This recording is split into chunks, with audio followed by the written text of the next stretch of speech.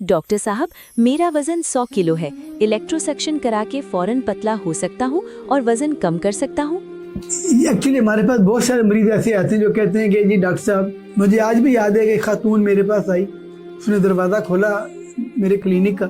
उसने कहा डॉक्टर साहब मुझे तो खड़े खड़े मुझे पतला कर दिया, हमारे यहाँ परसों शादी है। मतलब जब लोग खाते हैं टिका के खाते हैं उस वक्त उनको एहसास नहीं होता कि उनका वजन बढ़ेगा, लेकिन जब वजन बढ़ जाता है कई सालों में फिर कहते हैं जी हमें एक दिन में आप हमें पतला कर दें। सो असली तौर पर ये तरीक़ेकार बिल्कुल गलत है कि आप लाइपोसक्शन के ज़रिए अपनी चर्बी निकलवा के दोबारा 100 किलो से 60 किलो पे आ जाएंगे, ये नामुमकिन है।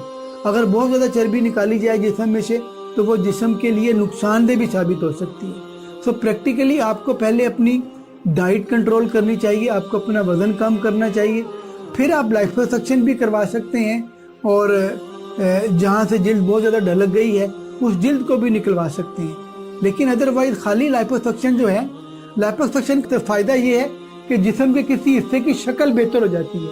लाइपोसक्शन वजन कम करने के लिए बिल्कुल नहीं है। ये बात लोगों को समझते हैं जी कि हमारा वजन 80 किलो है तो 20 किलो चर्बी निकलवाएंगे तो वैसा हो गया। ऐसा नहीं हो सकता, क्योंकि चर्बी जिल्द के नीचे होती है, पेट के अंदर भी चर्बी जमा होती है, जिस्म के हर हिस्से के अंदर चर्बी जमा होती है। हम हर जगह से चर्बी नहीं निकाल सकते और ये नामुमकिन है कि जी आपका वजन लाइपोसक्शन के जरिए कम हो जाए।